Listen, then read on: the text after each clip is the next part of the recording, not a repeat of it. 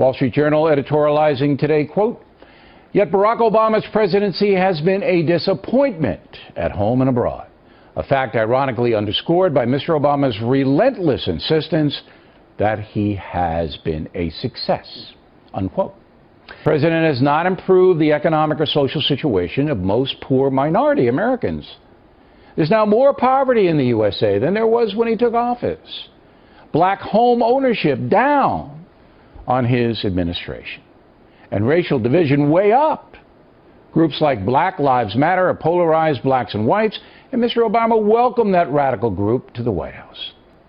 Poor education in the inner cities, a lax view on narcotics, and the president's muted support of the police have all contributed to chaos in poor neighborhoods. The execution of Obamacare put a steep burden on working-class families. As we all know, health insurance premiums way up, deductibles way up, and doctors accepting the health mandate becoming fewer and fewer. On the economic front, Mr. Obama did a good job in his first year, stabilizing the economy, which was in free fall because of the mortgage con that led to the recession. For example, he made the right decision, bailing out some American car makers who have since repaid the feds. But then Mr. Obama shifted into massive income redistribution mode. That meant taxes went up, regulations went up, welfare payments went up, and the economy stagnated for 8 years. Wages and the economy stagnated. Let's go overseas. There, the president made 5 major blunders. The worst one, withdrawing all U.S. troops from Iraq. That led to the rise of ISIS, which Mr. Obama ignored.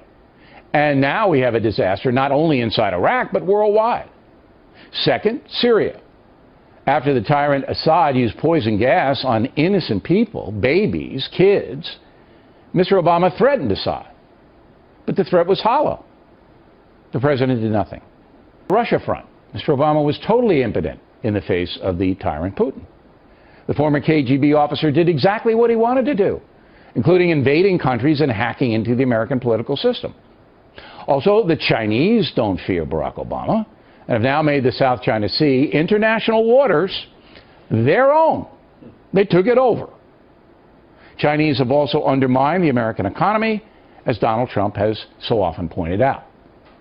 Finally, the nuke treaty with Iran, still debatable.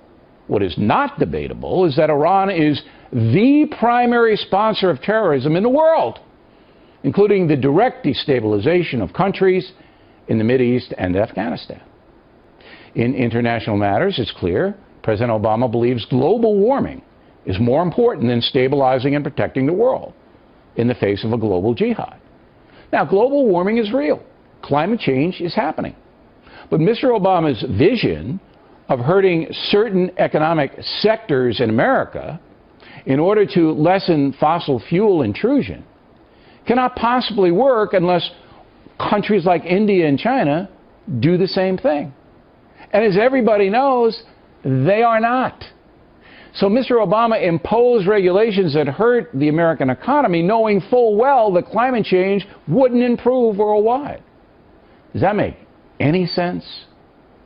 Mr. Obama has not improved the economy to any significant extent, has not diminished poverty and poor education, has not brought Americans together, and has used the power of this great nation in a way that has created mayhem abroad.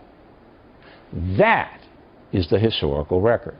It has nothing to do with ideology or wishful thinking. It has everything to do with performance. Am I the reason you get stoned every week now? Build up integrity, got you texting, emailing me, wanting me to feel with you. Baby, just face reality, move on. Sometimes it's hard to face reality.